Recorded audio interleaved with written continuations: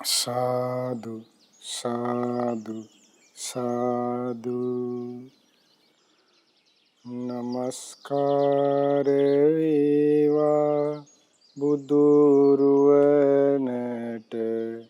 සැමදා බුදු හිමි සරණ යමි නමස්කාර වේවා දම්රුවනට සැමදා සදහම් සරණ යමි නමස්කාර වේවා සංඝරුවනට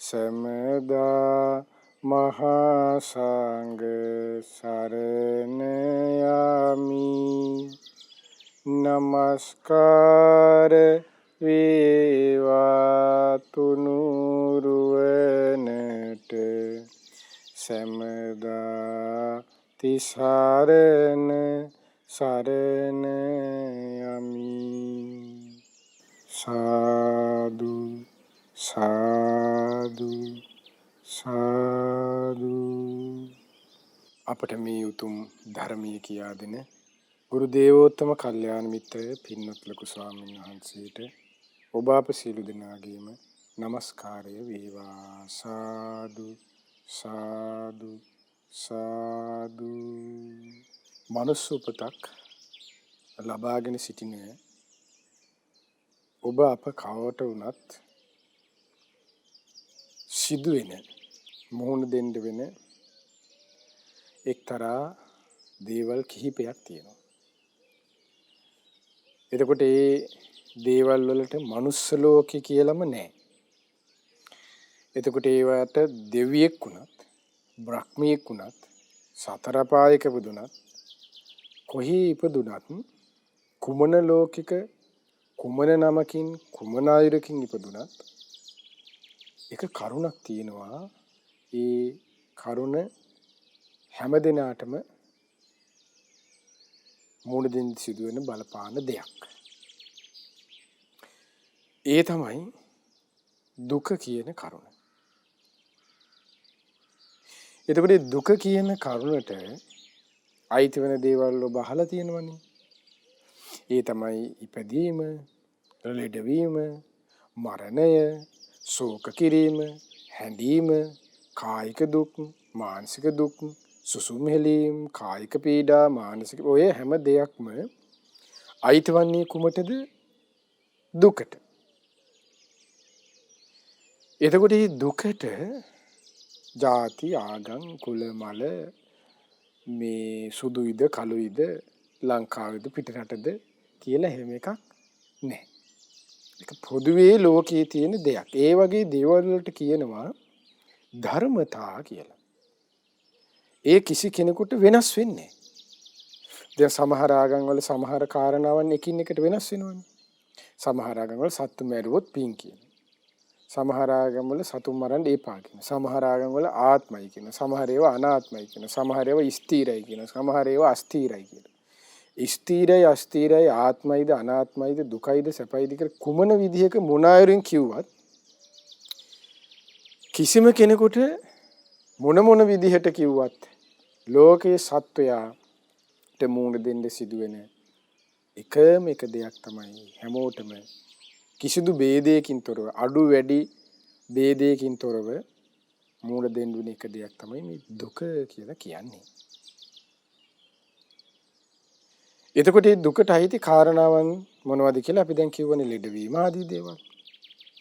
එතකොට කෙනෙක් වයසට යාමත් සමග බොහෝ විට ඔන්න ගිලන් වෙන්නපත් වෙනවා. වයසට යාමත් එක්ක. කියන්නේ තරුණ වයසේ ගිලන් වෙන්නේ නැහැ කියලා නෙමෙයි කියන්නේ. දැන් වයසට යන එකත් එක්ක කොහොමද ගිලන් භාවයේ ඒකාන්තෙම ලැබෙන ස්වභාවයක් තියෙනවනේ. ඇවිදින්න කරගන්න අමාරුයි, කන්න බොන්න අමාරුයි. ඊට පස්සේ විවිධ ලෙඩ රෝග වැඩි. ඊට පස්සේ ඉන්ද්‍රියන් අඩපණ වෙනවා, අභ්‍යන්තර ඉන්ද්‍රියන්. එතකොට මේ දේවල් ටික ටික ස්වභාවිකවම අන්න එන්න පටන් ගන්නවා වයසට යාමත් එක්ක. එතකොට වයසට යාමත් සමග එහෙම ලෙඩවීම උරුම වෙවි කිමින් කිමින් යනකොට එයා වැටෙන්නේ මොන ඇඳටද? ඒ ඇඳට කියන නමක්. මොන ඇඳද? ලෙඩ ඇඳ කියලා. එතකොට ලෙඩ ඇඳේ වැටුණට පස්සේ මොන්න එයා දැන් ලෙඩ රෝග වලටපත් වෙලා දැන් මොහොතටම වැඩි වුණොත් ඔන්න අපි හිතමු ඇවිද කරගන්න බැරි වුණොත් ඒක ඇඳේම ඉඳගෙන දැන් ඇඳේම මල මුත්‍රා දාගෙන ඒ ගොඩේම ඉන්න ඉතින් කවුරු හරි අස් කරන්න ඕන. පොත් පොළ වෙලා සමහර අය අපි දැකලා තියෙන හිමින් ඉන්නවා.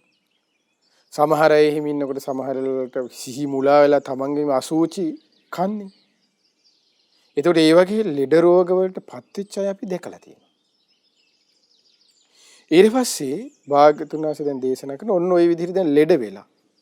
පස්සේ හුලං වෙන්නේ කොමටද? මරණයක් කරා. ආන්නේ ඒ මරණ මංචකේ ඉන්න කෙනාට දැන් හිතන්නකෝ දැන් මෙන්න මේ වගේ අවස්ථාවක්. ඒ කියන්නේ අපි හිතන්නකෝ දැන් ඔන්න කෙනෙක් පිළිකා රෝගයක් හැදලා ඉන්නවා කියලා හිතන්න. දැන් පිළිකා රෝගයක් හැදලා ඉන්නවා කියලා කියන කෙනෙක් පිළිකා රෝගකින් බේරෙනවා කියලා කියන්නේ පින්වත්නි එයාගේ බලවත් පිනකට ඉතින් වෙන්න ඕනනේ. ඒක සුවපත් වෙලා බේරෙනවා කියන එක. ඒක බලවත් පිනකට තමයි ඉතින්. එහෙම සුවපත් වෙන්නේ නැත්නම් 99.999%ක්ම පිළිකාව හැදෙන අයගෙන් බොහෝ වෙලාවට තියෙන මරණයටපත් වීමනේ. ඒක බලවත් පිනක් තිබුණොත් තමයි ඔන්න කොහොම හරි මොන හරි වෙලා කෙනෙක් බේරෙන්නේ. එතකොට පින්වත්නි දැන් ওই විදිහට මරණාසන්න වෙලා දැන් හිතන්න අන්න ඒ වගේ මාරාන්තික ලෙඩක් දුකක්. දැන් ඒ වගේ වැටිලා. දැන් ඊට පස්සේ අපි දැන් මේ කොරෝනා කාලේ යනවා. එතකොට ওই විදිහට ලෙඩ ඇඳේ වැටිලා. අපි දැන් එහෙම මෙහෙම බට ගහන තත්වයකට ආවා කියලා දැන්. හැබැයි සාමාන්‍ය ඇහෙන කරන සිහියකුත් තියෙනවා කියලා හිතන්නකෝ. අන්න ඒ වගේ අවසාන මොහොතේ පණකින්ද අදින වෙලාවක සිහියකුත් තියෙන. අන්න ඒ කෙනෙකුට සිහිකරන්න උපකාර කරන සිහි කළ යුතු දේවල් මොනවද කියලා සඳහන් වෙන උතුම් දේශනාවක් තමයි අද ඔන්න අපි සාකච්ඡා කරන්න යන්නේ. ඒ කියන්නේ මරණ මංචකේ පනාදිනේ ගිලන් කෙනෙකුට උපදෙස් දෙන අයුරු වදාළ දෙසුම. ගිලනාට උපදෙස් දෙන අයුරු වදාළ දෙසුම. මේ දේශනාවේ නම ගිලාන සූත්‍රය. සංයුත්ත නිකායේ 5 වෙනි පොත් වහන්සේගේ 2 වෙනි කොටසේ තමයි තියෙන්නේ. 5 දෙවන කොටසේ දෙවන පොත් වහන්සේගේ ගිලාන සූත්‍රය. භාග්‍යතුන් වහන්සේ හමුවට ඇවිල්ලා මහා නාම ශාක්‍ය අහනවා ස්වාමීනි භාග්‍යතුන් වහන්සේ ප්‍රඥාවන්ත උපාසකයෙකු විසින් ප්‍රඥාවන්ත මෙටි පහේ කෙනෙක් නෙමෙයි සමහර උපාසක කියන සමහර අය ඉන්නවා ටිකක් මෙටි පහේ ස්වභාවය යුතු අය. එතකොට එහෙම ගතියක් නෙමෙයි ප්‍රඥාවන්ත උපාසකයා කියලා කියන්නේ ඇතිවීම නැතිවීම ගැන දන්න අනිත්‍ය දුක්ඛ අනාත්මය ගැන යමක් සිහි කරන ගුණ ධර්ම තියෙන නිකන් සාමාන්‍ය මේ සාදු සාදු කිය අර ලාමක විදිහට ඉන්න කෙනෙක් නෙමෙයි මේ අදහස් කරන්නේ. ඒතර ප්‍රඥාවන්ත උපාසකයෙකු විසින් රෝගී වූ කායික දුකටපත් වූ බොහෝ ගිලන් වෙච්ච නිකං ගොඩේ පහේ ලෙඩෙකුටත් නෙමෙයි ප්‍රඥාවන්තම උපාසකයෙකුට. ඒ කියන්නේ තෙරුවන් සරණ ගියපු ධර්මයක් අහලා කලින් තියෙන ධර්මයක් සිහි කරන්න පුළුවන් දක්ෂ ඒ ගිලන් වෙලා ඉන්න උපාසක කෙනෙකුට අවවාද කළ යුත්තේ කුමන අයරින්ද කියලා හව බලන්නේ ලස්සන ප්‍රශ්නේ. ප්‍රඥාවන්ත උපාසකයෙකු විසින් ගිලන් වෙලත් ඉන්න ප්‍රඥාවන්ත උපාසකයෙකුට දී යුතු අවවාද මොනවද කියලා හවුවා. දැන් අද කාලේ දැන් අපි බැලුවොත් පින්වත්නි ගිලන් වෙලා ඉන්න කෙනෙකුට අපි මොකද්ද ගිහින් කියන්නේ? සමහර විට අම්මා හොස්පිටාලේ ඉන්නවා නම් කොහොම හරි බලන්නේ දරුවෝ ටික එකතු වෙලා සමහර දරුවෝ කොහොම හරි වැඩිපුර කොටසක් ඔන්න එක්ක ලියා ගන්න. අම්මා ඉතින් මලි ලගාවන හිටියේ අපි ගාවට ආවේයි. එයාලටම කියලා කරගන්න ඔපෑයයි. ওই විදිහට සමහර විට එක්ක හිත රිදවන්න. එක්ක සමහර දමරුවෝ එහෙම වුණාම සමහර දෙමාපියන්ට ඔවුන්ට හොම් වෙලා මදි අපිට කරපුවට. ඔය අපිට කරපුවාගේ විපාක හම්බෙන්නේ. ওই විදිහට බයින ළමයි ඉන්නවා. එක්කෝ ලෙඩ වෙලා ඉන්න මිනිස්සෙකුට ගිහිල්ලා කියනවා අල්ලපු ගෙදර මිනිස්සු අර විදියට කළා මේ විදියට කළා මෙහෙම කරනවා අපිට හිංසා කරනවා අම්මනේ සමහර අය යනවා දැන් අම්මා විතරයි ඉන්නේ අනේ මට කවුරුත් නැහැ නැති වෙලා ගියාට පස්සේ මගේ දකුණු අත කැඩුනා වගේ අයියෝ ඇස් දෙක නැති වුණා දැන් ඔහොම එක්ක නහයෙන් අඬනවා ගිහිල්ලා දැන් ලෙඩා ඉස්සරහට ගිහිල්ලා බලන්නකෝ එතකොට අන්න ඒ ස්වභාවයන් තමයි මේ කියන්නේ ප්‍රඥාවන්ත නොවන ස්වභාවය එතකොට ඒ වෙන්නේ ප්‍රඥාවන්ත නොවන ස්වභාවය කියලා කිව්වේ මොකද්ද? එයාගේ සිත පටු වෙනවා ඒ අරමුණේ. ඒ සිත පටු වෙච්ච නිසා දැන් හොඳට කතා බහ කරලා ඉන්න අයගේ සිත පටු වුණොත් එහෙම අර ලෙඩාට දෙන්නේ සිත පටු කරන අරමුණනේ. දැන් අර පණ ඇදේ ඉන්නේ නැදී. එයාගේ සිතත් අනේ එතකොට නෝ වුණේ ඇත්ත මේ දරුවන්ට මම තමයි බත් හම්බ දුන්නේ කන්න උදේ ඉඳන්. අනේ මේ ළමයිට කවුද ඉන්නේ? අන්න එයාගේ හිත ආයෙ පටු වෙනවා. එතකොට ඒකයි දැන් දෙපැත්තම ප්‍රඥාවන්ත ස්වභාවය නැති එකේ ආදීනව. එතකොට ප්‍රඥාවන්ත උපාසකයෙකු විසින් මේ කොහොමද ප්‍රඥාවන්ත ලෙඩ වෙලා ඉන්නේ ගිහි කෙනෙකුට උපාසකයෙකුට. දැන් උදාහරණයක් ගත්තොත් එහෙම දැන් ධර්මයේ දේශන බුදුරජාණන්සේගේ ධර්මයේ සඳහන් වෙන අනාථපිණ්ඩික සිටුතුමාට අනාථපිණ්ඩිකවාද සූත්‍රයේදී ඒ ගිලන්විලා අවවාද කරපු හැටි අන්න ඒ වගේ සඳහන් වෙන අන්න එතකොට ඒ උදාහරණය. දැන් වක්කලි ස්වාමීන් වහන්සේට එතකොට ඒ ආකාරයට නැත්නම් සමහර ලෙඩුන්ට දැන් ගොඩාක් සමහරට අපි බණ පොඩ්ඩක් ඉගෙන ගත්තාම මැරෙන්න ගොඩාක් අය යන්නේ හැමෝටම බණ කියන්නේ. ඒතර සමහර ලෙඩුන්ට සමහර අයට තරහ යනවා. සමහර වෙලාවට පිළිත් කියන්න ගියපුවාම සමහර වෙලාවට එයාට ආස ඔය පොඩ්ඩක් අහන්න. සමහර අයට ඒකෙන් එක්ක වැඩිපුර කියන්න ගියපුවාම ඒ ලෙඩට තරහ යනවා. එතකොට ඒකයි මිහි පිට පණ තියෙන කාලේ ඇඳට වැටෙන්න කෙනෙක් බැරි ගිහිලා ඇඳට වැටෙන්න කලින් යමක් පුරුදු කරගන්න කියන්නේ. අන්න එහෙම පුරුදු කරගත්ත කෙනෙකුට අන්න ප්‍රඥාවන්ත උපාසකයෙක් කිව්වේ ඒකයි. දෙපැත්තම කියන කෙනත් ලෙඩ වෙච්ච කෙනත් අන්න ප්‍රඥාවන්ත වෙන්න ඕනේ පළවෙනි කරුණ. ඒතකොට ප්‍රඥාවන්ත උපාසකයෙ විසින් අර විදිහට ලෙඩ ඇඳේ වැටලා ඉන්න කෙනෙකුට අන්න අවවාද කළ යුතු සිහි කළ යුතු කරුණ මොනවද කියලා තමයි දැන් මේ මහා නාම සාක්‍යතුමා බුදුරජාණන් වහන්සේගෙන් අහන්නේ. ඔන්න බලන්න. ලෙඩ ඇඳේ ඉන්න කෙනෙකුට ඔන්න සිහි කරන්න ඕන දේවල්. බලන්න අපි මේවා සිහි කරනවද කියලාද? බොහෝ වෙලාවට නෑ. දුව ඇති. ඔන්න භාග්‍යතුන් වහන්සේ දේශනා කරනවා කොහොමද? මහා නාමයේනි ප්‍රඥාවන්ත උපාසකයා විසින් රෝගී වූ කායික දුකටපත් වූ බොහෝ ලෙස ගිලන් වූ ප්‍රඥාවන්ත උපාසක තෙමේ අස්වැසිල්ල ඇති කරලා දෙන සිව් ධර්මයකින් අස්වැසිය යුත්තේය. කරුණු 4කින් ඔහුට අස්වැසන්ඩ කියන. ඔහුට කරුණු 4ක අවවාද කරන්න. කරුණු 4ක සමාදන් කරුණු 4ක් සිහි කරවන්න කියලා කියනවා. බලන්න ඕනේ එහෙනම් අද කාලේ අපි සිහි කරනවද කියලා ලෙඩ ඇඳට වෙචිච්ච කෙනෙකුට. ඒ තමයි මෙසේ භාගතුන් දේශනා කරනවා. ඒ තමයි ඔන්න ලෙඩා ගාවට ගිහිල්ලා කියනවා ආස්මත දැන් අද කාලේ යාළුවෝ හරි අම්මේ හරි තාත්තට කවුරු හරි කියලා අහන්න. දැන් හිතන්නකෝ අම්මා හරි අපේ දරුවෙක් හරි කවුරු හරි දැන් ඔන්න ලෙඩ ඇඳේ වැටලා ඉන්නවා කියලා. එතකොට දැන් අම්මා මෙහෙම කෑ ගහනවා කියලා හිතන අපේ ඥාතියම ඕනේ දැන් කෑ ගහනවා නේ මට ගෙදර යන්න ඕනේ උඹලව දාලා යන්න බෑග කෑ ගහනවා කියනකො. එතකොට අන්න එයා සංසිඳවල යහපත් අරමුණක හිත පිහිටවන්න ඕන ආකාර සිහි කරවන්න ඕන දේවල් තමයි මේ කියන්නේ. එතකොට ලෙඩා එහෙම සංසිඳවන්නේ ලෙඩෙක්ගේ ස්වභාවයනේ කොහොමත් එයාට සංසිඳෙන්නේ නැති එකේ බය තැති ගැනීම පුද්ගලයෙකුට ඇති වෙනවනේ දුකට එනකොට. එතකොට ඒ දුකටපත් වෙලා නැති කෙනා මොකද වෙන්නේ උනිස්සරලා? අන්න එයා ඉස්සෙල්ලා සංසිඳෙන්න ඕනනේ. දැන් අද ලෙඩාට කලින් කිපෙන්නේ කවුද? පණ තියෙන අයනේ. යහපතෙන් ඇවිදලා ඉන්න ඕන අයනේ. එතකොටනේ තමන් ඉස්සෙල්ලා සංසිඳිලා සංසිඳීමට පත්තල ඔන්න මේ ලෙඩාට දැන් අස්වසනවා. කොහොමද? අහගන්න අසනු මැනව. ඔයා තුල බුදුරජාණන් වහන්සේ කෙරෙහි නොසැලෙන පැහැදීම තියෙනවනේ අම්මා. අම්මට මතකද? අම්මා ඒ කාලේ බුදුරජාණන්සේ ගැන සිහි කළා. දැන් මේ ඔන්න සිහි කරන්න ඕන හැටි කියනවා.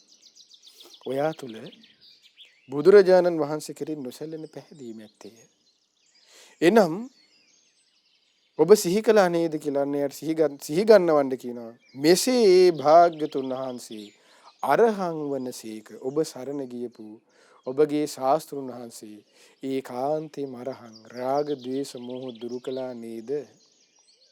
ඔබ බුදුරජාණන් ගැන ශ්‍රද්ධාවෙන් නේද ඉන්නේ කියලා අන්න පළවෙනි කරුණ. ඒ බුදුගුණ තුල ශාස්ත්‍රුන් වහන්සේ තුල අන්න ශාස්ත්‍රුන් වහන්සේ සිහි කරවන්න කියනවා. එතකොට මේ ශාස්ත්‍රුන් වහන්සේ සිහි කරනවා කියන්නේ බුදු පිළිමයක් ගිහිලා අල්ලන් ඉන්න එක. එහෙම එකක් නෙමෙයි මේ කියන්නේ. එතකොට එහෙනම් මේ අරහං සම්මා සම්බුද්ධ විද්‍යාචරණ සම්පන්නා ලෝකවිදු අනුත්තර පුරුෂ ධම්මසාරති වශයෙන් ඒ කෙනෙකුට සිහි කරන්න නම් මේ විදිහට බාහිරින් කෙනෙක් කියලා දෙනකොට සිහි කරවන්න නම් ආන්නේ කෙනියා කලින් පණ තියෙන කාලෙදී ඇවිදලා කරලා ඉන්නකොට අන්න බුදුගුණය සිහි කරලා ඉන්න ඕනේ කියලා කියන්නේ. එතකොට ඒ කියන්නේ ධර්මයේ කියලා කියන්නේ මේ වයසට ගියාට පස්සේ ගන්න ලෙඩ වුණාට පස්සේ ගන්න තියෙන දෙයක් නෙමෙයිනේ. බැරි ගහෙන්න කලින් පුරුදු කරගන්න ඕන දෙයක්. දැන් ඒ ලෙඩ ඇඳේ ඉන්නකොට අරහන් ගුණය ගැන පාඩම් කරගන්න පුළුවන්ද? මතක් කරගන්න පුළුවන්ද යාට? මොකවත් දන්නේ තනේ රාග දේශ මොහ දුරු කළා කියලා සිහි කරන්න පුළුවන්ද? අන්න ඒක කලින් එයා සිහි කරලා තියෙන්න ඕන තමන්ගේ ශාස්ත්‍රුන් වහන්සේ ගැන. එතකොට ඒ සිහි කරනකොට ඒ සිහි වෙනකොට මෙහෙන් ඒ කියනකොට අන්‍යයට පුරුදු කරපු දේ යන සිහි කරන්න පුළුවන්. එතකොට ඒක තමයි යන සිහි උපද්දවනවා කියලා කියන්නේ. දැන් අපි ධර්මයේ තුල තියෙනවානේ සිහි උපද්දවනවා කිය වචනයක්. දැන් ඒක සමහර අය වැරදිවන්න ගිහලා සමහර අයගේ සීල් පද ගැන හොයන්න යනවා. දැන් බොහෝ අය හිතන්නේ සිහි උපද්දවනවා කියන්නේ අනුන්ගේ අර කුණු හොයන එකක් වගේ කන්නේ. එතකොට ඒක තමයි හිතන්නේ සමහර සිහි උපද්දවනවා කියලා. සිහි උපද්දවනවා කියන්නේ කුණු හොයන එකක් ගැන නෙමෙයි. මෙන්න සිහි උපද්දවන හරි ක්‍රමේ. ඔබ තුල ඔබ බුදුරජාණන් වහන්සේ රාග ద్వේෂ මෝහ දුරු කළා කියලා ඔබ තුල විශ්වාසයක් තියෙනව නේද? අන්න ඒක සිහි කරනවා කියන්නේ. සිහි උපද්දවනවා කියලා කියන්නේ. අර අඩුපාඩුවක් හොය එන ඉන්න එකක් නෙමෙයි. දැන් ඒකනේ ගොඩාක් අන්න ඒකයි ධර්මයේ වචනත් සමහර අය වරද්දගන්නේ. ඒකයි ධර්මයේ නාමයෙන් සමහර අය අකුසලයේ සමාදන් කරනවා කියලා. සමාදන් වෙනවා කියලා කියන්නේ. එතකොට අන්න යාගේ සිහි උපද්දවනවා බුදුරජාණන් වහන්සේ රාග ద్వේෂ මෝහ දුරු කළා සිහි කරන්නම්මා කියලා අන්න කියනවා. එතකොට එහෙනම් ඒ අම්මා එහෙනම් කලින් සිහි කරලා තියෙන්න ඕනේ. ඔන්න පුතා මොකක් හරි ඇක්සිඩන්ට් එකක් වෙලා ඔන්න දැන් අනතුරකට භාජනය වෙලා ලෙඩ ඇඳී ඉන්නවා. කොල්ලට කියනවා අම්ම වෙලා පුතේ සිහි කරපම්මයි දෙයියෝ. මතකද ඔබ සිහි කළා ඒ කාලේ අපි ඉස්සර සිල් ගන්න ගියාට පස්සේ බුදුරජාණන් වහන්සේ ඔයාට තියෙන නේද ඔයා සරණ ගියපු ශාස්ත්‍රුන් වහන්සේ රාග දේශ මොහ දුරු කළා කියලා විශ්වාසයෙන්මයි පුතේ සිහි කරන්නමයි රත්තරනේ කියලා අන්න සිහි කරනවා අම්මා ලෙඩේදී ඉන්න පුතාට. එහෙනම් පුතා සිහි කරලා තියෙන්න ඕනේ. එතකොට එහෙම සිහි කරපම්මයි පුතේ කියලා කියන්නේ කිව්වොත් අම්මට අර කොල්ල බයින ලෙඩ ඇඳී ඉඳගෙන සිහි කරලා තිබුණ නැත්තම් අම්ම මේ විකාර කතා කරන්න එපා කියලා. එතකොට අන්න බලන්න ඒක තමයි අන්න ඒ සිත මුලාවටපත් වෙනවා කියලා කියන්නේ. ඒ සිත ඒ විදිහට මුලා වෙන්න අන්න කියනවා ඒකට මොකද? සිහි මුලා වෙලා අන්න මැරෙනවා කියලා. අන්න සිහි මුලා නොවි මැරෙන්න කලින් සිහි කළ යුතු දේවල් මේ. ඒකයි ධර්මයේ තියෙන ගිලන් කෙනෙකුට තියෙන උපකාරය මේ. ගිලාන සූත්‍රය විස්තර කරන්නේ. ඒතර මේක ඉස්සරහට තියෙනවා හරි ලස්සනයි දේශනාව. දෙව්ලොවල් වල පවා හිත පිහිටවන හැටි. බලන්න වටිනාකම ධර්මයකින් ලැබෙන ධර්මයක් පුරුදු කර. ඒ දැන් මේ තමයි ධම්මෝ හවේ රක්ඛති ධම්මචාරී. ධර්මයේ හැසිරිච්ච එකේ විපාක අන්‍යයන්ට ලැබෙන අවස්ථාව. තමාට සිහි කරගන්න බැරි නම් කවුරු හරි සිහි කරනකොට අන්න ඒ සිතේ ප්‍රමුදිත භාවය ඇති වෙනවා. ඒ තමා අත්දකපු දෙයක් නේ. ඊළඟට අහන්න කියනවා ඔබ ශාස්ත්‍රුන් වහන්සේ ගැන පිළිගන්නවා නේද? ශාස්ත්‍රුන් වහන්සේ ගුරු උපදේශ රහිතව ධර්මය අවබෝධ කළ සම්මා සම්බුද්ධයි කියලා. ශාස්ත්‍රුන් වහන්සේ සීල විද්‍යා ඥානයන්ට අනුව ජීවිතය ගත කළා. සිහි කරන්නමයි පුතේ ශාස්ත්‍රුන් වහන්සේ ගැන කියලා අන්න කියනකොට ඒ දරුවාන සිහි කරන ලෙඩ ඇඳගෙන ඉන්නේ. බලන්නකො මේ හිතක් කොච්චර ශක්තිමත් වෙන්න ඕනද කියලා. ඇයි ශාස්ත්‍රුන් වහන්සේ ගැන සිහි කරන බුද්ධානුස්සතිය වඩන්න බුද්ධානුස්සතිය ආනිසංස තියෙනවනේ. ඔහුගේ සිත ඍජු වෙනවා කියන ඒ අරමුණ තුල. ඒතකොට මේකේ සිත ඍජු කරන අරමුණක් අනුස්සතිය කියලා කියන්නේ. අනුස්සතිය කියන්නේ සිහි කරනවා කියන්නේ. සිහි කරන කියන්නේ gedara ගැන නෙමෙයි. බුදුරජාණන් වහන්සේ ගැන සිහි කිරීම. බුද්ධානුස්සතිය. දැන් ලෙඩේදී ඉන්න ගොඩක් අයත් අනුස්සති කරනවා. හැබැයි ඒ අනුස්සති බුද්ධානුස්සතිය නෙමෙයි. gedara ගැන අනුස්සතිය කරනවා. gedara අනුස්සති. යාන වාහන ගැන වාහන අනුස්සති. දරුවා අනුස්සති. දරුව ගැන ඥාතීනුස්සති. ඥාතීන් ගැන ඒ අය අනුස්සති තියෙනවා ඒ අයගේ. මේ එහෙම අනුස්සතියක් නෙමෙයි කියන්නේ. මේ කියන්නේ බුද්ධානුස්සතිය ගැන සිහි කිරීම. එතකොට අන්න ඒ සිත ඒ පටු වෙන ස්වභාවයෙන් තියෙන ආන්නේ සිත ඍජු කරනවා. ඒ සිහිය අන්න ඇති කරනවා. සිහි මුලා නොවි කලුරිය කරන්න අන්න උට උපකාර කරනවා. පළවෙනි කරුණාස්ව සියුතු ශාස්ත්‍රුන් වහන්සේ ගැන සිහි කිරීමයි. සිහි කරවීම. විද්‍යාචරණ සම්පන්නයි. සීල විද්‍යා ඥානයන්ට අනුව ජීවත් වුණා. සුන්දර නිවනට වැඩම කළා සුගත වනසේක. සියලු ලෝකයන්ගෙන් නිදහස් වුණා ලෝක විදූවනසේක. සියලු දෙවි මිනිසුන් දමනය කළා අනුත්තර පුරිස ධම්ම සාරථී වනසේක. සියලු දෙවියන්ගේ මිනිසුන්ගේ ශාස්ත්‍රුන් වහන්සේ වනසේක. සත්තා දේව මනුස්සානං මහා කරුණාවෙන් යුක්තව ධර්මයේ දේශනා කළ බුද්ධ වනසේක. ඊළඟට මේ සියලු ගුණ දරා ගන්න තරම් වාග්යවන්තයි භගවා වනසේක කියලා. එතකොට ඒ දරුවට අන්න සිහි කරවන්නේ ඒකයි. ඒ ඥාතියට සිහි කරවන්නේ ඒ දේ. ඇයි ඒ දේ සිහි කරන්න ඔහුගේ සිත සංසිඳෙනවා. අර කලබල වෙච්ච සිත අන්න සංසිඳෙනවා. තැම්පත් වෙනවා. බුදුරජාණන් වහන්සේ ගැන සිහි කරන්න ඒ සිත ඍජු වෙනවා. අන්නේ මරණයට කියන ඕන්න යහපත් අනේ මැරුණොත් එහෙම අනේ යහපත් මරණයක් කියලා. දැන් අද කාලේ යහපත් මරණය කියන රැයට කාලා ඔන්න බුදිය ගන්නවා. උදේට ඔන්න මයරලා ඇඳේම. මිනිස්සු කියන්නේ මොකද්ද? අනේ හරි යහපත් මරණයක් අප්පා කිසි කරදරයක් මොන විකාර රැය ඇඳේ හිතේ තම මැරෙනවද කවුද දන්නේ? බුද්ධානුස්සති හිතා මැරෙනවද? රැයට ඇඳේ ගිහිල්ලා මොනවද ගොඩක් ඔබ දන්නව ඇතිනේ හිත හෙටද මොනවද කරන්න ඕනේ ආපහු හෙට කරන්න තියෙන බිස්නස් ගැන හිතනවා ළමයා ඉස්කෝලේ දා ගන්න ඕනේ හැටි හිතනවා ආරූට ගහන්න මරන්න ඕනේ හැටි හිතනවා හුණියම් කරන්න ඕනේ හැටි හිතනවා ගැත අදහස් හිතනවා ඌව හිතා ඉන්නේ. එතකොට එහෙම හිත ඇදලා නිකන් අනේ සද්ද නැතු මැල්ල ගියපුවම යහපත් මරණයක් වෙන්නේ නෑනේ. ත්‍රාණිකයි තියෙන අනතුරු. එතකොට අන්න ශාස්ත්‍රුන් වහන්සේ ගැන සිහි කිරීම. ඔන්න ගිලෙනෙක් අස්වැසිය යුතු කාරණාවන්. ඊළඟට දෙවිනි කරුණ භාග්‍යතුන් වහන්සේ දේශනා කරන ඒ තමයි කියනවා ආස්මත අසුණු වෙනව. ඔබ තුල භාග්‍යතුන් වහන්සේ විසින් වනාව වදාරන ලද ධර්මයේ ගැන ඔබට විශ්වාසයක් තියෙනව නේද?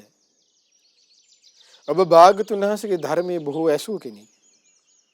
ඔබ ඒ පුරුදු කරගත්තා වූ ධර්මය ඔබට ස්වාක්ඛාතයි, සන්දිට්ඨිකයි, අකාලිකයි, ඒහිපස්සිකයි, ඕපනයිකයි, පච්චත්තං වේතබ්බෝ විඤ්ඤූහි යන ගුණයෙන් යුක්තයි නේද කියලා ඔබ තුල විශ්වාසයක් තියෙනවා නේද කියලා අන්න ඔහුට සිහි කරවන්න කියන ධර්මයේ ගුණ ඔබ ඇසූ ධර්මයේ ඔබට මතකයි නේද? මුල මැද අග පිරිසිදු වචන වලින් පැහැදිලි අර්ථ වලින් යුක්තයි ස්වාක්ඛාතයි.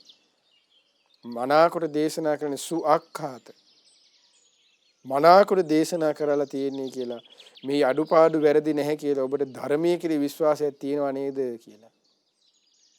එතකොට ලෙඩ ඇඳින් ඉන්නේ නෙමෙයි දැන් ওই විදිහට සාමාන්‍ය පණ පිටින් යහතින් ඉන්න මිනිස්සෙකුට පවා සිහි කරනකොට හිතට සතුටක් එනව නේද? ඒතර බලන්නකො ලැබෙන ලාභය. ඒකයි ශාස්ත්‍රුන් වහන්සේගේ ධර්මයෙන් ලැබෙන ලාභය කියන්නේ පින්වත්නි මෙලොවට තමයි 99%ක්ම සීල කාරණාවන් තියෙන්නේ. පරලොවට තියෙන එකයි. ඒ මරුණට පස්සේ තමයි මේ විපාකය. දැන් මෛත්‍රිය පුරුදු කරොත් මෛත්‍රී ආනිසංස සියල්ලම 11න් දැන් මෛත්‍රී ආනිසංස සූත්‍රයේ මෛත්‍රී ආනිසංස 11 ඒකෙන් 10ක්ම මෙලොවටනේ. පරලොවට තියෙන එකයි. මැරිලා අන්න දෙව්ලොව අභිභව ඉහළ බ්‍රහ්මතල වල අන්න බ්‍රහ්ම ලෝකෙ උපදිනවා කියන එක. ඒතර ඒක මැරිලානේ. ඒතර ඊතුරු කාරණාවන් 10 මෙයාට 11න් 10ක්ම මෙලවන්න ඒකයි මේ ධර්මයක තියෙන සන්දිට්ඨික බව කියලා කියන්නේ. ධර්මයේ දෙවෙනි ගුණය සන්දිට්ඨිකයි මේ ජීවිතේම දකින්න තියෙනවා කියලා කියන්නේ. එතකොට සීලයක් පුරුදු කරගෙන ඒ සීලේ ආනිසංස දකින්න තියෙන මේ ජීවිතේම දකින්න තියෙනවා. ගුණයක් වැඩුවා නම් ඔන්න රාගය දුරු කරන්න තම පුද්ගලයෙක් අපිටන් අසුබේ පුරුදු කරනවා ධාතු මනසිකාරයක් වඩන එක්ක අනුස්සතිය එහෙම නැත්නම් නවසීවතකයක් පුරුදු කරනවා. ද්වේෂයකට ඔන්න මෛත්‍රිය පුරුදු කරනවා. ඊර්ෂ්‍යාව හිතින් මේ වෙනවා නම් ඔන්න මුදිතාවක් වඩනවා. ඊට පස්සේ අපේක්ෂාවන් පුද්ගලයේ උපේක්ෂාවෙන් කාලය ගත කරන්න ඔහු පුරුදු කරනවා. දැන් මේ දේවල් වල ආනිසංස මේ ජීවිතේම දකින්න පුළුවන්. ඒ යහපත. පරලොව තමයි ඊළඟ ආනිසංසය තියෙන්නේ. පරලොවට එකයි. ඒකයි ධර්මයෙන් ලැබෙන දේ. ඒතකොට ඒකයි ඒ සිත ඍජු කරවනවා කියලා කියන්නේ අවසාන මොහොතේ පවා.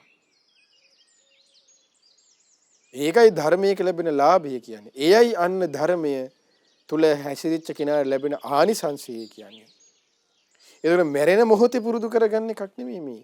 මැරෙනකන් ඔහි කාලා බීලින්දර රවුමක් ගහලා ඊළඟ මැරෙන මොහොතේ සිහි කරන එක නෙමෙයිනේ. ඒතකොට යාර සිහි කරගන්න දෙයක් නැහෙනේ.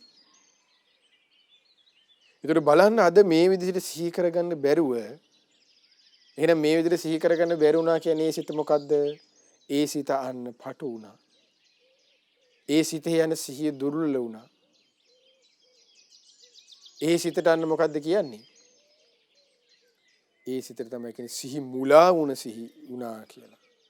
ඒතකොට ওই විදිහට අද මැරෙන අයගෙන් කොච්චර පිරිසක් දවසකට හිතන්නේ අපි දවසකට මැරෙන අයගෙන් 100%ක්ම මැරෙනවා ඇති. ওই විදිහට සිහි මුලා වෙලා. හිතන්න දැන් මේ කොරෝනා කාලේ සමහර අය මැරුණානේ. ඒ මැරෙනකොට ඒ මැරෙන ස්පිරිතාලවල ඉන්නකොට මැරෙන්න කලින් ඒ කොරෝනා අය සමහර තමන්ගේ ඒ කොරෝනා හැදලා ඉන්නකොටම ඒ සමහර සුද්ධෝ දාපු වීඩියෝ තියෙනවනේ කතා කරන. ඒතකොට සුද්ධ සිහි කරන්නේ මොකද? ගෙදර ගැන නේද? දැන් ආච්චියම්ම කෙනෙක් අර මැරුණේ. ඒ ආච්චියම්ම ඒ අම්මා කල්පනා කරන තමන්ගේ දරුවෝ ගැනනේ. ඒතකොට බලන්න කොච්චර අසරණද? එතකොට අහන්න තිබුණද සාස්ත්‍රුණ බුදුරජාණන් වහන්සේ ගැන නැහෙනේ. ධර්මයක් ගැන නැහෙනේ. ඊ බිහිපිට ඉන්නකොට විස්ක්‍රි බැන්ඩි ගහලා ඕම හිටපු මිනිස්සුනේ ඔය. සීලයක් නැහෙනේ ජීවිතේකට. ඒතර කොහේ යන්නේ නැද්ද? සිහි මුලා වෙලා මැරුණානේ. ඒ සුද්ධෝ ගැන අපි අයින් කරමුකෝ. දැන් ධර්මයක් ඇහෙන අයගෙනුත් බලන්න ලැබෙන තියෙන අනතුර කියන එක. ඒ විදිහට මැරෙනකොට ඒ සිත ඒ කලොරිය කරාට පස්සේ විදිහට මැරුණට පස්සේ සීමුලා වෙලා කොහෙද බඹලවද උපදින්නේ? දෙව්ලොවකද උපදින්නේ? අඩුම ගානේ මනුස්ස පැටියෙක්වත් වෙනවද? නැහනේ. පෙරේත පැටියෙක් හරි වුණොත් පිනකට. සතර අපායෙම යන්නේ තියෙන නිරේක තිරිසන් ලෝකක මේකෙන් අනතුර. සීමුලා වෙනවා කියන එක භයානකකම. ඒකයි ශාස්ත්‍රුන් වහන්සේ ගැන සිහි කරනවා කියන එකේ වැදගත්කම කියලා කියන්නේ. දවසකට අපි කොච්චර දේවල් සිහි කරනවද කියලා හිතන්න පින්වත්නි. තරුණ ළමයෙක් කෙල්ලෙක් එක්ක යාළු වෙනන් ඒ කොල්ලා ඒ කෙල්ල ගැන කොච්චර දවසකට සිහි කරන බත්පත ගත්තාම මතක් වෙන්නේ කවුද? ඒත් කෙල්ලනේ. උයලා දුන්න අම්මා නෙමෙයිනේ. අම්මට පින් දෙන්න නෙමෙයිනේ මතක් වෙන්නේ. ඔයා කෑවද කියලා ඔන්න SMS එකක් යවනවා. නාන්න ගියත් ඔයා නෑවද? ජොගින් කරන්න යනවනම් ඔයා ජොගින් එකේද?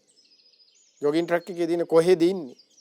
හැම දෙයක්ම කරන්න ගිය සිහි වෙන්නේ මොකද්ද? මොකක් හරි වගේ බහබූතයන් සිහි වෙන්නේ. එතකොට ඒවම ඒ ලාමක දේවල් සිහි කර කර ඉනා කෙනාට වහා වැටුනට ඇඳකට වැටුනොත් එහෙම මතක් වෙන්නේ මොකද්ද? ඒකමනේ. මම අරවසා බලන් ආවේ නැත. අනේ මම එයාට මෙච්චර උදව් කළේ ඇයි ආවේ නැත්තේ? එයා වෙන කෙනෙක් එක පැනලා ගිහිල්ලා ඇද්ද? මම නැති වුණාට පස්සේ මෙයාලට කවුද ඉන්නේ? එතකොට ඔන්නේ ලාමක විදිහට හිතපු දේ අයට වෙන දේ. නිතර උට පුරුදු උනේ ශාස්ත්‍රුන් වහන්සේ ගැන සිහි කිරීම නම් අරහං සම්මා සම්බුද්ධ ගුණේ නම් මහා මතක් වෙනකොට තම ශාස්ත්‍රුන් වහන්සේ තමාගේ සරණයි. අනේකයි සරණක තියෙන වැදගත්කම කිව්වේ. ඒ ධර්මේ නම් ඔහු සිහි කරන්නේ ඒ ධර්මයේ යන්නේ යාට සිහි වෙන්නේ. ඒකයි ඒ ධර්ම විතරකයක තියෙන මහා වටිනාකම කියන්නේ. දැන් බලන්නකෝ ඔබ අපි හැමෝටම ලෙඩ වෙලා ඉන්න වෙලාවට සිහි වෙනව නේද අපිට? ඇඳේ ඉන්නකොට අපි කාටද පොඩ්ඩක් අපි ලෙඩ වෙච්ච අවස්ථාවක් හිතලා බලමුකෝ. මේව සිහි වුණාද කියලා මේ කාරණාව. සිහි වුණේම අර යන්නේ මට ක්‍රීම් කකරක හරි හවයන් කුකීස් එකක් හරි අරන් ඇවිල්ලා බලන්න ආවේ නෑනේ. මං උන්ට මෙච්චර උදව් කළා. නැතුණාට පස්සේ සල්ලි භාගෙ හරි දුන්නේ මං. මහා අසත්පුරුෂයෝ කිය ලෙඩ ඇඳේ හිත ඉන්න එක නේද අපි කරන්නේ. හවයන් කුකීස් එකයි ක්‍රීම් කකර එකයි ගැන හිත. හෝර්ලිස් එකයි නෙස්ටමෝල් එකකුයි. උන් අපි සිහි කරන අපේ අනුස්සතිය. ඉතින් දෙයි හාඳුරනේ සිත කලුරිය කරලා මැරුණට පස්සේ සිත ලාමක නැද්ද? හාමුදුරුවෝ වුණත් ගිහියෙක් වුණත් යකෙක් වුණත් භූතයෙක් වුණත් කවුරු වුණත් යන්න තියෙන යන්න දුගතියකනේ සිත මුලා වෙලා. ඒකයි අනතුර. එතකොට ඒකයි ගිලනට අස්වසන්ඩ කියලා කියන්නේ මේ කාරණාවලින්. ප්‍රඥාවන්ත කෙනෙක් විසින් ප්‍රඥාවන්ත කෙනෙකුට ලැබිය යුතු ආනිසංස. අස්වැසිලි මොන්න බලන්න. ඒකයි දැන් මේ සත්පුරුෂ ඇසුරක තියෙන ලාභය. මේ තමයි කල්යාණ මිත්‍රයාගේ ඇසුර කියලා කියන්නේ. මේ තමයි කල්යාණ මිත්‍රයෙකුගෙන් ලැබෙන උපකාරය කියලා කියන්නේ. මේ තමයි කල්යාණ මිත්‍රයෙක් තවත් කල්යාණ යහළුවෙකුට කරන මේ කල්යාණ යහළුවගේ අනුග්‍රහය කියන්නේ. බාට් ටිකක් වෙලා දෙන එක නෙමෙයි. මෙන්න අනුග්‍රහයවල්. ඇයි මෙලව පරලොව දෙලොවටම කරන අනුග්‍රහය මේ. අවසාන මොහොතේ ඉන්නකොට ශාස්ත්‍රුන් වහන්සේ ගැන සිහි කරනවා. ධර්මයේ ගැන අන්න සිහි කරනවා. ස්වාක්ඛාතයි දෙවෙනි කරුණ සම්දිට්ඨිකයි අකාලිකේහි පස්සික වශයෙන් මේ ගුණ අන්න සිහි කරනවා. ඊළඟට තමයි සිහි කරනවා කියන තුන්වෙනි කරුණ සිහි කරවන්න කියනවා. ඔබට තියෙනව නේද? ඒ මහා ශ්‍රාවක සංඝ රත්නිය ගැන ඔබට ගෞරවයක් ප්‍රසාදයක්. ඒ සාරිපුත්ත මහරහතන් වහන්සේ ගුණ කැඳගෙන සිහි කරන්න අම්මා චුට්ටක් කියලා අන්න පුතා කියනවා. අම්මා කියනවා දරුවෙකුට නම්. අම්මා නහයෙන් අඬන්නේ එතකොට. අන්න ඒක හිත ඍජු කරගන්නවා කියලා කියන්නේ. එයා ඒ දුක වාවගෙන දුක හිතේ දඩ කරගෙන කාගෙන ඉවසගෙන අන්නේ දෙය මේක කරන්නේ. මොකද අම්මෙකුට දරුවෙක් ගැන මේ දුකක් ඊට පස්සේ ආදරයක් සෙනෙහසක් නැතුව නෙමෙයි දේශනාවෙම තියෙනවනේ. ඇට මිදුල වලට මේ කාය වේදලා තියෙනවා කියලා. එතකොට ඒ ඉවසීම සෙනෙහස ඒ දරාගෙන අන්න ඒ සෙනෙහසේ නාමයෙන් ඒ අම්මන්න ඒ දරුවට අවසාන මොහොතේ උදව් කරනවා. ඒකනේ සැබෑ සෙනෙහසක තියෙන සැබෑම අර්ථය. සැබෑ මිනිස්සේ තමන්ගේ නෝනට මිනිහා නෝනට ආදරේ නම් ඒ මිනිහා කරන්න ඕනේ නෝනටත්. ඒ නෝනා කරන්න ඕනේ මිනිහටත් ඒ විදිහටනේ සැබෑ ආදරේ නම් ඒකනේ. මෙලොව සාර්ථක කරලා දෙන එක පරලොව සාර්ථක කරලා දෙන එක. ඒකනේ සැබෑ ආදරයක අර්ථය කියන්නේ. සැබෑ ආදරයක තියෙන වටිනාකම කියන්නේ ඒකනේ. නායෙන් අනන එක නෙමෙයි. ඒ ඉවසගෙන ඒ මිනිස්සෙකුට තියෙනවා හිතේ යම් කිසි කෙනෙකුට. ඔක්කොම රහත් වෙලා නෙමෙයිනේ මේ. කෙනෙකුට තියෙන ආදරයක් සොම්නසක්. ඒ ආදරේ සොම්නසේ නාමයෙන් තමයි අන්නේ යාගේ මෙලව සතුටින් ඉඳලා නිසා අනේ ඒ ආදරේ නාමයෙන් අන්නේ යාගේ පරලොවත් එයා සාර්ථක කරනවා. ඒකනේ සැබෑ ආදරයක් කියන්නේ. සැබෑ සෙනෙහසක් කියලා කියන්නේ. අන්න ඒකයි දක්ෂකම කියලා කියන්නේ.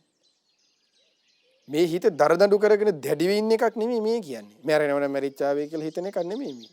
මුන් ඔක්කොම මැරලා යන්නේ උනේ එහෙම හිතන එකක් නෙමෙයි මේ. ඒ අනුකම්පාවෙන් සැබෑ අනුකම්පාව කියන්නේ ආන්න මේකයි. සැබෑ කරුණාව කියන්නේ මේකයි. සැබෑ යහපත යොදවනවා කියන්නේ අන්න ඒකයි. සිහි කරවනවා ශ්‍රාවක සංඝ රත්නිය ගැන. ඒ සාරිපුත්ත මහරහතන් වහන්සේ ගැන සිහි කරන්න. ඒ ශ්‍රාවක සංඝ රත්නිය ගැන අන්න සිහි කරන්න. ඒ මොග්ගල්ලාන මහරහතන් වහන්සේගේ අම්මට මතකද ඉස්සර අපි සිල් ගන්න යනකොට ඒ ಗುಣ අහලා තියෙන ශ්‍රාවක ඒ මොග්ගල්ලාන මහරහතන් වහන්සේගේ මහා කස්සප මහරහතන් වහන්සේගේ ಗುಣ මතකද අම්මා? අන්න සිහි කරවනවා දරුවෙක්. ඊට පස්සේ ඒ අඟුලිමාල මහරහතන් වහන්සේට දැන් හිතන්නකෝ සෑ අන්න අඟුලිමාල සෑයි වත් කරන්න ආවා කියලා. අන්න දරුවට සිහි කරන අම්මට මතකද ඒ කාලේ අපි සෑයි වත් කරන්න ගියා. සුපටිපන්නෝ උජුපටිපන්නෝ කිය අපි ගඩොල් ඇද්ද මතකද? දී හාඳුරණී සිතට සතුටක් එන්නේ නැද්ද එතකොට? ඒකට ආනේකනේ ඒ ලැබෙන ලාභය කියන්නේ. මේ ගිලන් ඇඳේ ඉන්න කෙනාට සිහි කළ යුතු කාරණා මේ කියන්නේ. සිහි මුලා නොවි කලුරිය කිරීමට පෙර සිහි කළ යුතු කාරණාවන්. ඔන්න බලන්න. තුන්වෙනි කරුණේ පළවෙනි එක ශාස්ත්‍රුන් වහන්සේ ගැන සිහි කරවීම. දෙවෙනි එක ධර්මයේ ගැන සිහි කරවනවා. තුන්වෙනි එක ශ්‍රාවක සංඝ රත්නය ගැන සිහි කරනවා. තිසරණේ ඔන්න. ඊළඟට ඒ තිසරණේ ලැබෙන ඊළඟ ලාභය මොකක්ද? කරුණු හතරකනේ. ඒ තමයි ඊළඟ එක සීලය ගැන සිහි කරනවා. ඒ අම්මට දරුවෙකුට හරි කාටට සිහි කරනවා කොහොමද? ඔයා මෙපමණ කාලයක් පුරාවට ඔයා සිල් රැක්ක නේද? ඔයා සත්තු මැරුවේ නෑ. මදුරුවෙක්වත් ඔයා මැරුවේ නෑනේ. කොච්චර අම්ම මතකද? උපෝසතයට අපි ඉස්සර සිල් ගන්න යනවා පන්සලට. මේ මට සිල් සමාදන් පූර්ණ උපෝසතේ රැක්කා. අම්මා දන්නව නේද පූර්ණ උපෝසතේ ආනිසංශ? අන්න දරුවෙක් කියලා දෙනවා මේ. ඒකයි ප්‍රඥාවන්ත වෙන්න ඕනේ කිව්වේ කලින්. මැටි පහේ කෙනෙකුට ඉතින් මෙහෙම කියලා දෙන්න තේරෙන්නේ නැහනේ. ඇයි යා මැටි පහේ කෙනත් දැන් මෙහෙම කියලා දෙන්න ගියොත් අපි මතකද පන්සලට ගියා පොයේට සිල් ගත්තා කියලා ආයෙ කැරිකලෙන්නේ අර මැටි පහේ කෙනා සිහි කරොත් මොකේද? අනේ එහෙම සිහි කරන්නේ අනේ එහෙම ආයෙ පන්සලට යන්නේ කවදාද ආයෙ ඔයා නැති වුණාට පස්සේ ආයෙ මට යන්න වෙන්නේ අපේ තනියමනේ කියලා ආයෙ අර මේ එන්නේ අර මේ රචනාවර ළමයා ලියු වගේ තමයි මැක්ක ගැනම තමයි අහපව මැක්කටම තමයි කැරිකලෙනවා වගේ තමයි එන්නේ. එන්නේ ආයෙත් ඒ ආගාවටමයි. මෙතන එහෙම එකක් නෙමෙයි සිහි කරන්නේ. ඉස්සර ගියා නේද? අපි මෙහෙම පින් කළා. උපෝසතේ ආනිසංස මතකද? මෙහෙම දවසකට කහවණු 100ක් පඩි ගන්න කෙනෙක්. දවසකට කහවණු ලක්ෂයක් පඩි ගන්නවා නම් කෙනෙක්. ඒ වගේ අවුරුදු 100ක් එයා ඒ රස්සාව කළොත් එයාගේ ධනය කොච්චරද? ඊට වඩා මහා පිනක්. ඒ ධනය ගණන් කරන්න බෑ වගේ ඊට වඩා මහා පිනක් රැස් වෙනවනේ අපගේ ශාස්ත්‍රඥ වහන්සේ මතකද අම්මා දේශනා කරලා තිබුණ ධර්මයේ. උපෝසතේ රැක්කොත් පූර්ණ උපෝසතයක්. ඒ වගේ උපෝසත අම්මා කොච්චර රැක්කද? ඒ වගේ අම්මා සතුන් මැරීමෙන් වැළකුණානේ. සතුන් මැරීමෙන් වැළකීමේ ආනිසංස බලන්න.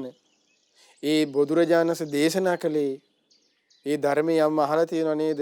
කුසල් ගංගාවක්. පින් ගංගාවක් හැටියට සතුන් මැරීමේ වැළකීම දේශ අම්මා කොපමණ කාලයක් සතුන් මැරීමේ වැළකුණාද? කොච්චර පිනක් අම්මා රැස් කරලා තියෙනවද? අම්මා දුන් දේ විතරයි ගත්තේ නොදුන් දෙයක් කාගෙන්වත් හොරකම් කරලා නැහැ. අම්මා අපිටවත් ඉගෙනුවේ නැහැනේ හොරකම් කරලා පුතේ කාපන් කියලා අම්මා ඉගෙනුවේ නැහැ. බඩගින්නේ මලත් අම්මා අපිට කියලා දුන්නේ හොරකම් කරලා කන්න එපා කියලායි. ඒ විදිහට උගන්වමින් අම්මා කොච්චර සීලයක සමාදන් වුණා සිහි කරන්න අම්මා ඒ සීලමේ පින. අන්න ඒකනේ අස්වසනවා කියලා කියන්නේ. ඒ සිත ඍජු වෙනවනේ. අය දරුවට බැඳෙයිද? ගෙදර පෙට්ටකම් වලට බැඳෙයිද? නෑනේ. ඊට පස්සේ ජීවිතේ පුරාවට තමන්ගේ කය විකුණුවේ නෑ. යහතින් සතුටින් පෞල් ජීවිතයක් ගත කරානේ අම්මා. අම්මා දැන බොරු කිව්වේ නෑ. දිවි තිබෙන තාක් මත්පැන් මත්ද්‍රව්‍ය පාවිච්චි කරලා නෑ. බේබද්දෙකුට ඔහොම සිහි කරන්න අන්න ඒකයි ඉතින්. ඉතින් බේබද්දට ඉතින් බීවේ නෑ කියලා සිහි කරන්න පුළුවන් ඒ බෑනේ. එතකොට ඒකේ ඇයි දුක් කතාවක් අන්න. ඒකයි ගුණධර්මය පුරුදු කරගන්න ඕන කලින් කියලා. ඒකනේ දේශනාව තුළ තියෙන සීලං යාව ජරා සාදු. බැරි ගහිලා වැටෙන්න කලින් ඇඳට වැටෙන්න කලින් තමයි සීලය කියන එක ජීවිතේට පුරුදු කරගන්න ඕන කියලා භාගතුන් දේශනා කළේ. ඒතකොට දැන් ওই විදිහට ICU එකේ බෙඩ් එකක ඉන්නකොට බට ගහලා ඔහොම ඉන්නකොට කීන දෙයි ඇහෙන පේන දෙයි විතරක් තේරෙනකොට ඔහොම එළියෙන් ඇවිල්ලා කියනකොට දැන් හිතන්නකෝ මැරලා දැන් ඔය බට ගහලා ওই විදිහට ඉන්නේ පව් කරම දැන් ඉතින් කොහෙද සීලයක් ගැන කියලා දෙන්නේ? කොහෙද සීල් සමාදන් වෙන්නේ? සීලයක් ගැන සිහි කරන්න කිව්වොත් එයාට මොකක්ද වෙන්නේ? අනේ සත්තු මැරීමේ වැළකුණා නේද කියලා අහනකොට මෙයාට මතක් වෙනවා. අපිම සත්තු මරපු එකමනේ කලේ. එතකොට එයාගේ සිත කොහොමද දුර්වල වෙලානේ?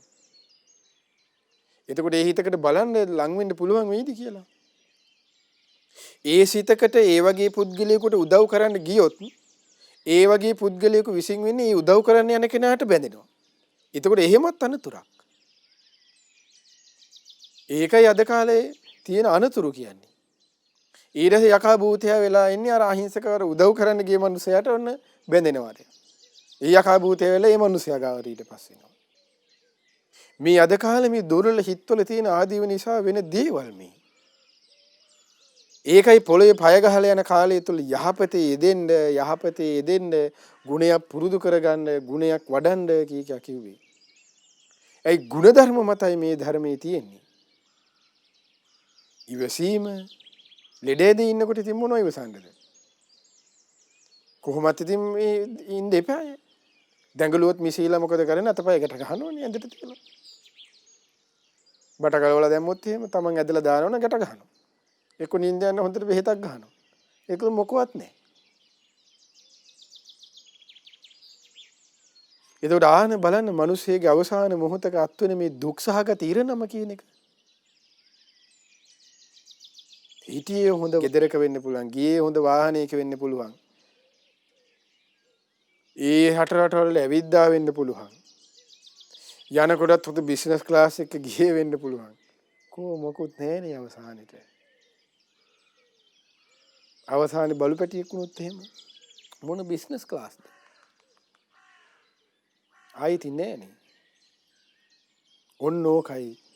අන්න ඒ විදිහට සීලය ගැන සිහි කරවන්න කියන හතරවෙනි කරුණ. ශාස්ත්‍රුන් වහන්සේ ගැන, ධර්මයේ ගැන, සංඝ රත්නය ගැන ඊළඟට තමයි තමා පුරුදු කරක ගුණ ධර්මගේ සීලමේ නම් වූ ගුණය ගැන.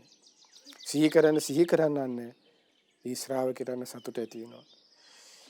එතකොට භාග්‍යතුන් වහන්සේ දේශනා කරනවා මහා නාමීනි ප්‍රඥාවන්ත උපාසකයා විසින් රෝගී වූ කායික දුකටපත් වූ බොහෝ ගිලන් වූ අන්නේ ප්‍රඥාවන්ත උපාසකයාට ওই විදිහට ගිලන් වෙලා ඉන්න උපාසකයාට ප්‍රඥාවන්ත උපාසක තෙමේ අස්වැසෙල්ල ඇති කරලා දෙන මේ හතර ධර්මයන් මේ කරුණු හතරෙන් අස්වසවලා මේ තුල සමාදන් කරවලා ඒවා සිහි කරවලා ඔහුට මෙසේද කිව යුත්තේය. අන්න එතකොට දැන් එයාගේ හිත ඍජු වෙලා එයාගේ හිත සතුටටපත් වෙලා කය සැහැල්ලු වෙලා මේ ලෙඩේදී ඉන්න වෙනකොට මේ දින දේවල්. ලෙඩේදී ඉන්නකොට හිතන් කය සැහැල්ලු වෙලා සතුටට හිතකටපත් වෙනවා කියන්නේ කොච්චර ලාභයක්ද? එතකොට මේ ලාමක සතුටක් නෙමෙයි මේ නිර්ාමිෂව ඇති වෙන ප්‍රීතිය. මේ නිර්ාමිෂව ඇති වෙන සැපයක් මේ. ඒ ශාස්ත්‍රුන් ගැන සිහි කිරීම නිසා, ධර්මයේ ගැන සිහි කිරීම නිසා, සංඝයා ගැන සිහි කිරීම නිසා, තමාගේ සීලය ගැන සිහි කිරීම නිර්ාමිෂ සැපයකින් ඉන්නේ අන්නේ කෙනාට ඒ කරුණු හතරෙන් සිහි කිරීම නිසා නිර්ාමිෂ සැපේ ඇති වෙච්ච ඒ කෙනාට මෙන්න මේ විදිහටත් ඔහුට කිව යුත්තේය කියන තව ආකාර කියනවා. අර කරුණු හතරටම ඒ තමයි කියනවා. එයාගෙන් අහන්න කියනවා මේ විදිහටත්. ආයස්මත නැත්තම් ඔයාට මව්පියන් පිළිබඳ අපේක්ෂාවක් තියෙනවද කියලා අහනවා. ඔයාට අම්මා තාත්තා ගැන ඔයා මේ විදිහට මැරෙන්න යනකොට ඔයාට අම්මා තාත්තා ගැන දුකක් තියෙනවද? අනේ මේ විදිහටම අම්මාට මලොත් මගේ අම්මා තාත්තට උදව් උපකාර කරන්න කවුද ඉන්නේ? නැති විදිහකල ඔය විදිහට අම්මා තාත්තා ගැන ඔයා සිහි කරනවද කියලා අහන්න කියනවා. බලන්න මේ අපේ හිතක තියෙන අනුතර.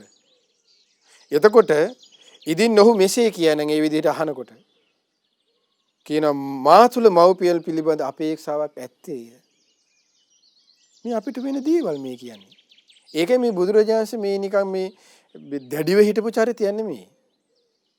දැඩිව ඉඳලා බණ කියලා නෙමෙයි. එයා හතරින් මේ ඔක්කොම එහෙම කරන්න එපා. පව්කාරය ඔක්කොම නිරේ යන්නේ එහෙම හිට ගියේ නෑ. මේ අහිංසක මේ පුද්ගලයාගේ හිතේ ඇති වෙන ස්වභාවය මේ කියනවා. ඔහුට මෙසේ සිතෙනවා කියනවානේ. මා තුල මව්පියන් පිළිබඳ අපේක්ෂාව ඇත්තේය. ඒ විට අන්න ඔහුට මෙසේ කිව යුත්තේ ආයස්මත. ආයස්මතුන් වනාහි මන්නේට ලංවයි සිටින්නේ. මරණ ස්වභාවයට අයිතිවයි ඔබ සිටින්නේ. ඉතින් ඔබ ওই විදිහට මරණ මංචකේ ඉන්නකොට මව්පියන් කෙරෙහි අපේක්ෂාවක් කරන්නේ නම් ඒ විදිහට අපේක්ෂා කර ඔබ සිටියත් ඔබ මැරෙනවනේ. දැන් මේ විදිහට මැරෙන මොහොතේ ඉන්න මිනිස්සුයෙකුට මැරෙනවනේ කියලා කෙලින් කියන්න පුළුවන්ද? දැන් මැරෙන මොහොතේ ඉන්න මිනිස්සුයෙකුට සාමාන්‍යයෙන් කියන මැරෙන ඔය කතාවල් කියන්න එපා කියලානේ. මේ කෙලිම මූණට කියන ඔයා මරණ මංචකේ ඉන්නේ. ඔයා මැරෙන ස්වභාවයෙන්ම ඉන්නේ. ඒ මැරෙන ස්වභාවයෙන් ඉන්න ඔයාට අය මේ අම්මා ගැන සිහි කරන්න එපා. ඔයා දැන් කොහොමත් මැරෙනවා. ඔයා යහපත ගැන සිහි කරන්න. එතකොට ආන්නේ ඒකයි ඔහු කලින් ගුණයක් වඩලා තියෙනකොට ප්‍රඥාවන්ත උපාසකයෙකු විසින් ගිලන්ව සිටින ප්‍රඥාවන්ත කෙනෙකුට මේ කියන්නේ ඕන. නිකන් ඔහි අහල පහල යන මිනිසෙකුට කිව්වොත් එහෙම ඉතින් බැනුම් අහගන්න වෙනවා. මාව මැරෙන්න කලින්ම උඹලා මරවන්න දෙන්නේ කියලා. ඒකට එහෙම පහේ අයනේ අද ඉන්නේ ලෝකේ. අපි යවට අපිට පේන්නේ කහන්න අපිත් එක්ක ඇසුරු කරන් ඉන්නේ. ඉතින් මේ කෙලින්ම අහනවා. ඔබ කොහොමවත් මැරෙන්න ඉන්නේ? ඔබ අපේක්ෂාවක් ඇති කරගන්න එපා මව්පියන් ගැන හිත ඉන්න එපා. ඔබ කොහොමවත් මව්පියන් ගැන අපේක්ෂා කරගෙන හිටියත් ඔබ මැරෙනවා. ඔබ සුවපත් වුණාට ඊට පස්සේ කියනවා ඔබේ දෙමව්පියන් කවදා හෝ මැරෙනවනේ. ඒ නිසා ඔබ දෙමව්පියන් ගැන ඔබේ හිතේ අපේක්ෂාවක් තියෙනවනේ ඒ අත්හරින්න සහෝදරයා කියලා මේ විදිහට උඩ කියනවා. අත්හැරලා ඔබ ශාස්ත්‍රුන් වහන්සේ ගැනම සිහි කරන්න. ධර්මයේ ගැනම සිහි කරන්න. ආයන්න කරනවා අරවම සිහි කරනවා කාරණා හතරම. ඊට පස්සේ අහන්න කියනවා යහළුව ඔයාට අඹදරුව ගැන අපේක්ෂාවෙන්ද ඔයා දැන් මේ ලෙඩ ඇද මේ පණ ඇද හිටියට බට ගහලා මෙහෙම ඉන්නකොට කතා කරගන්න බැරි වුණාට ඔයා තමන්ගේ ගෑනු දරුව ගැන හිතාද ඉන්නේ කියලා අහනවා. එයාට කතා කරගන්න හරි මොකක් හරි පුළුවන් උනොත් එයා කියනවා. ඔව් මට හිතෙනවා කියන මගේ ගෑනු දරුව ගැන. ඒ නිසා යාළුවෝ ඔබ ඔබේ ගෑනු දරුව ගෙවල් දරුව ගැන ඔබ හිතන්න එපා. ඔබ දැන් මේ මරණ මොහොතේ ඉන්නේ. ඔබ කොහොමද තව සුළු වෙලාවකින් මරණයට ලං වෙලා ඔබේ රෝගේ වැඩිලා ඔබ මරණයට ලං වෙනවා. ඒ නිසා ඔබ යහපත් දේ හිතන්න. ඔබේ බිරිඳ, ඔබේ ස්වාමියා නැත්නම් ඔබේ දරුවෝ යහතින් ජීවත් වේවි. ඔබ සුවපත් වුණත් ඔවුන් කවදා හරි මැරෙනවනේ. ඒ නිසා ඔබ යහළුව ශාස්ත්‍රුන් වහන්සේ ගැනම සිහි කරන්න. ඔබේ දේවල් ඔබේ ඒ ලාමක දේවල් ගැන ඔබ සිතලා අන්න ඔබ සිතේ ලාමක බවට පත් කරගන්න එපා කියලා මේ බලන්න මේ නේද සැබෑ යාළුකම් කියලා කියන්නේ. ඒ යාළුවට මෙලවනිත් උදව් කරනවා පරලොවටත් අනුග්‍රහ කරනවා. මෙන්න යාළුවෝ. ඔය විදිහට සිහි කරනවා කියන්නේ. ඊළඟට අහනවා යහළුව මිතුර නැත්තම් මෑණියනි තාත්තේ නැත්නම් කවුරු හරි ලෙඩේ ඉන්න කෙනා අහනවා ඔබට මේ මනුස්ස පංචකාම ගුණයන් ගැන ඔබට අපේක්ෂාවෙන් ඉන්න කියලා අහනවා. ඔබේ ගෙදර දොර යාන වාහන සල්ලි මිල මුදල් ඒව ගැන ඒ මනුස්ස පංචකාමයන් ගැන ඔබ අපේක්ෂාවෙන් ඉන්න මට අසවල් දේවල් පුරුදු කරගන්න බැරි වුණා. මට අසවල් දේ හොඳට ගේ පොඩ්ඩක් හදාගන්න තව බැරි වුණා. මං ගෙදරට ටයිල් අල්ලන්න කියලා හිතේ සිමෙන්ති ටික ගලවලා අනේ මේ ගෙදර මේ වහලේ ගලවලා ස්ලැබ් එකක් දාලා තව තට්ටුවක් ගන්න මම හිටියේ. අනේ මේ ඇල්ටෝ කාර් කට්ට මේක විකුණලා මම මේ හොඳ BMW එකක් ගන්න කියලා හිතියේ මේ ලෝන් එකක් ගහලා. ඒකට ඔය වගේ ඕවා තමයි මේ අපිට තියෙන පංචකාම අරමුණු මේ මිනිස්සෙන්ට. වෙන මොනවද? අන්න ඒ දේවල් ගැන ඔබට අපේක්ෂාවෙන් ඉන්නවද? එතකොට අර ඒත් කියනවා ඔව් අනේ මට තියෙනවා. එහෙනම් යාළුවෝ දැන් ওই BMW ගැන හිත ඉන්න එක අතහැරහන්. උඹ හැ කොහොමත් මැරෙනවා දැන්. ඒ ස්වභාවයට ලක්ලා ඉන්නේ. ඕව ගැන ඔබ හිතියොත් මේ ඒ පංචකාම ගුණයන් අපේක්ෂාවෙන් හිටියොත් ඔබට ඒවත් නොලැබී ඊටත් පහළ තැනකට තමයි ඔබට ලං වෙන්නේ මිතුරය. එහෙනම් යාළුවෝ කෙරේ තියෙන අපේක්ෂාවන් අතහැරලා සිහි කරන්න මිත්‍රය. බුදුරජාණන් වහන්සේ ගැනම ධර්මයේ ගැනම ශ්‍රාවක සංඝ රත්නය ගැනම ඔබේ සීලය ගැනම සිහි කරන්න. බලන්න අස්වසනවා යා. ඊට පස්සේ ওই විදිහට අස්වැසුවට පස්සේ යන්න දෙයාට දැන් එයාම කියනවා කියන්නේ මට මේ පංචකාම ගුණයන් කෙරෙහි තියෙන මේ අදහස නැති වුණා යහළුව.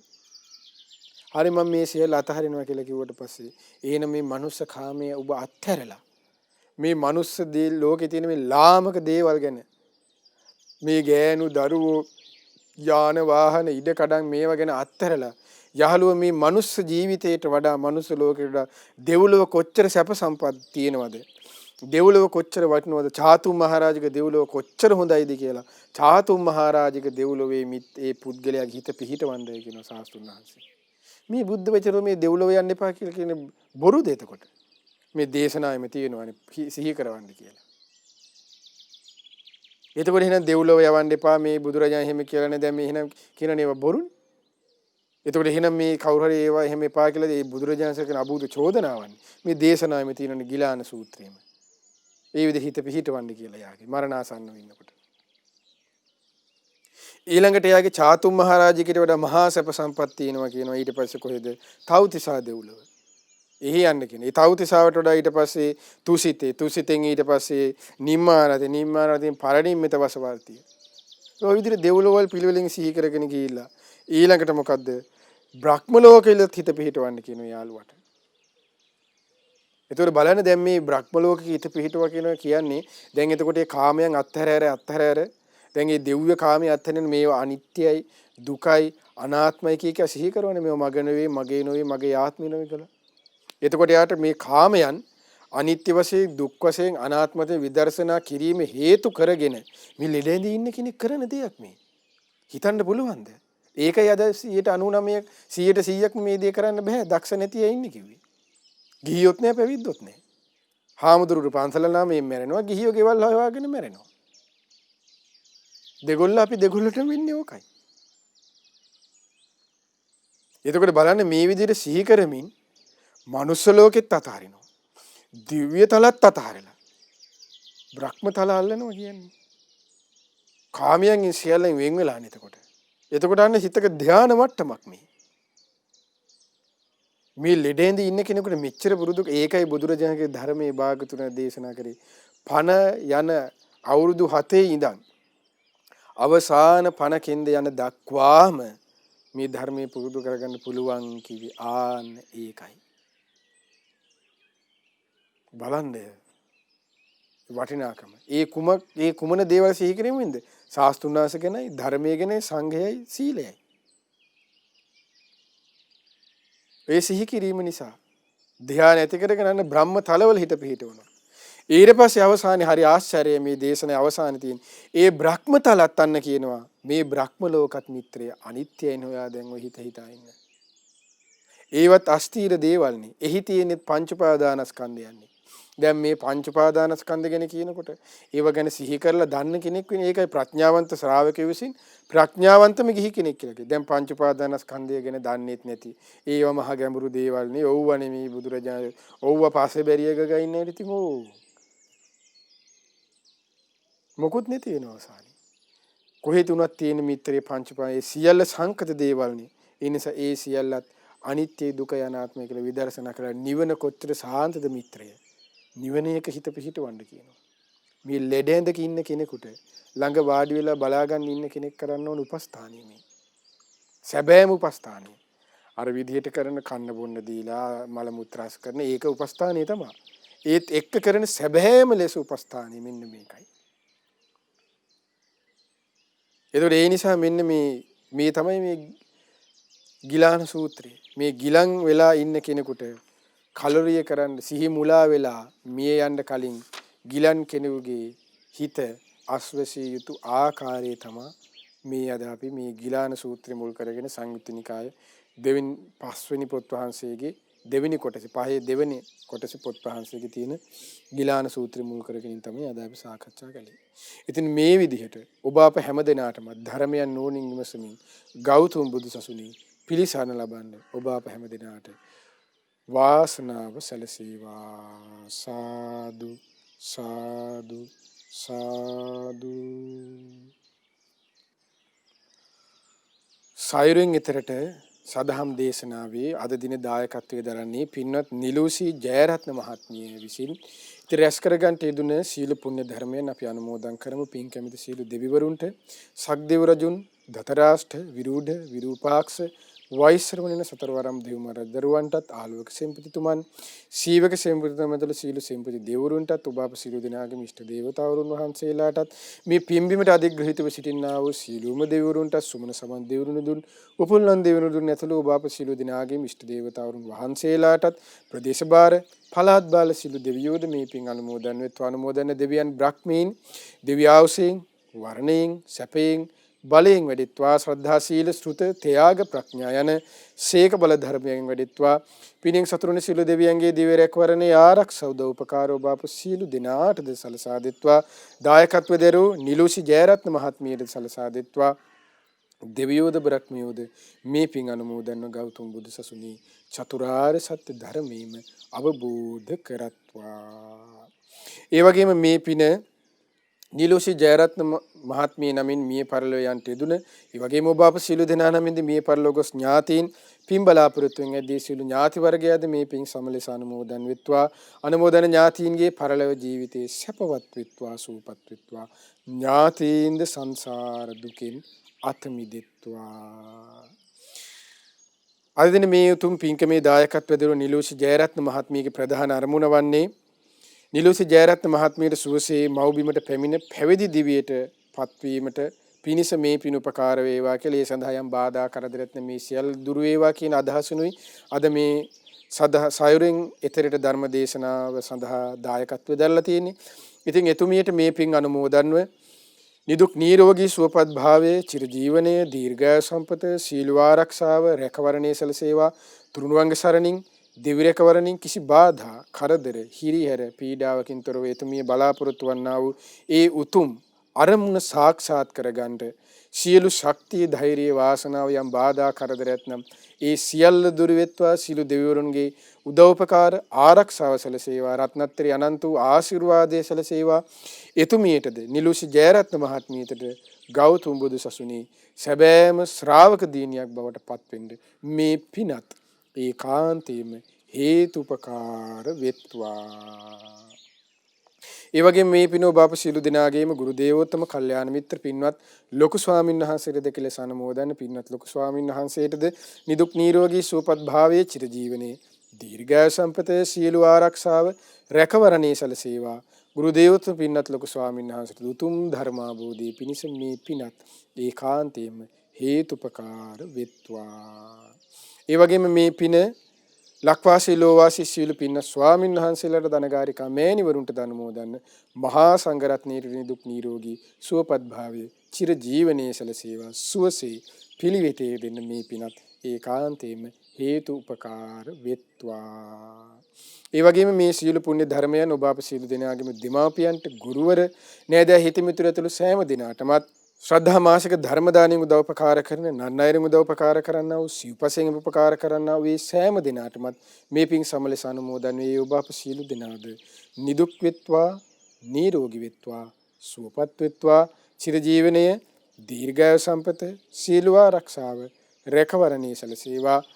කරන කියන සිතන පතන සියලු ධාර්මික ඉටුම්පතු රැකී ආරක්ෂා වෙලෙන්දාම් ගොවිතැන්පත් දූ දරුවන්ගේ අධ්‍යාපන කටයුතු ආදීද ඇතනම් ඒ සියල්ලද ਸਰව ප්‍රකාරයෙන්ම සාර්ථක වෙත්වා. හැම දිනාටම තුනුරුවන්ගේ සරණින් දෙවි රැකවරණින් කිසි බාධා කරදර හිරියර පීඩාවලින් තොරව බාප සීල දෙනාට සුවසේ සීලාදී ගුණ ධර්ම දියුණු කර ගනිමින් භාවනාදී ප්‍රතිපත්ති ධර්මයන් යෙදමින් සුවසේ පින් දහම් රැස් කර ගනිමින් ගෞතම බුදු සසුනේ පිළිසරණ ලබන්න සීල ශක්තිය ධෛර්යය වාසනාව සැලසේවා. මේ පිණි සත්‍ය අනුභව බලයේද ඒකාන්තයෙන්ම හේතු උපකාර වෙත්වා. හැම දිනාටම තෙරුවන් සරණයි. නමෝ බුද්ධාය. මෙවැනි වටිනා ධර්මදේශනා ශ්‍රවණය කිරීමට ශ්‍රද්ධා ඩේලි YouTube චැනලය සබ්ස්ක්‍රයිබ් කරන්න.